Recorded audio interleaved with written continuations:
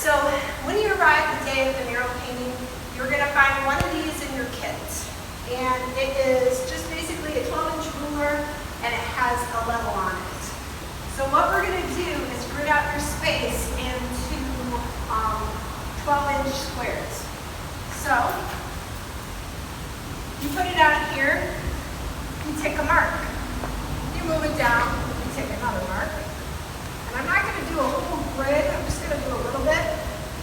So we got 1, 2, 3 feet so far, and now I'm going to go from the corner up.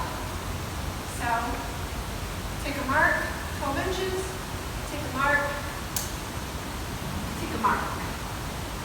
All right, and so from there, I'm going to use my ruler here to go over from that line and take a mark. Now when we create your grid on this big wall, we're not going to do the lines in between. We're just going to take marks and say, okay, this is where my imaginary lines cross. This is where my imaginary lines cross. And you can have your actual grid on your image. But when we're doing the wall, instead of trying to make really long lines across, really long lines down, which can be really difficult, we're just going to tick the crossing points, okay? So I'm just going to do a quick 3x3 so you guys can get a feel. 3. We got 1,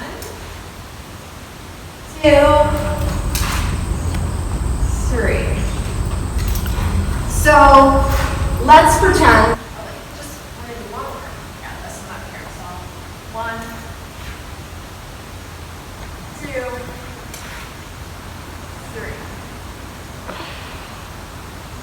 You just kind of check it with your level. Make sure that we got it. We're crossing where we're supposed to be. We're not going up on a ramp. So now we have basically a 3x3 grid so far. 1, 2, 3, 1, 2, 3, 1, 2, 3. Now, something David brought up that's a really good way not to get lost on your wall is to use stickers at certain points that are different colors. I'm going to say that this grid crossing is blue. This one's yellow. This one's orange.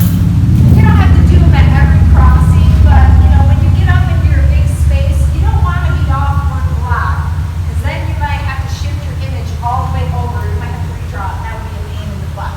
These little colored dots would help you kind of keep perspective on the wall. And so you would put, you know, a blue dot on your small grid and say, okay, in this part of my mural, this is where my blue dot is. In this part of my mural, this is where my yellow dot is. And that will help you kind of remember where you're at on your wall, okay?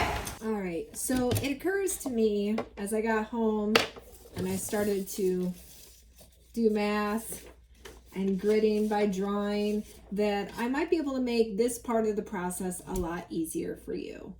I have created a template grid, and when you send me your sketch, I'm gonna overlay my already gridded out wall over top of your sketch. So it'll be all ready to go. You'll have an image to print straight away. And then when we get there to actually do the project and put the grid on the wall, we're all gonna set them up at the same way. We're gonna start in the lower left-hand corner and work our way out. So we'll all be working on a 1 foot by 1 foot grid. Keep in mind, if you have parts of your illustration that has lots of detail and your 1 foot by 1 foot space, you're having a hard time breaking it down in that space, remember you can always break your grid up into smaller and smaller grids. And then you can say, okay, well, I know, you know, this upper right hand corner of my grid is mostly empty, and so on and so forth. So, you know, just keep that in mind, that the image I give back to you, don't be afraid to make it down, you know, break it down into smaller grids so you can really, you know, break apart those things. Okay.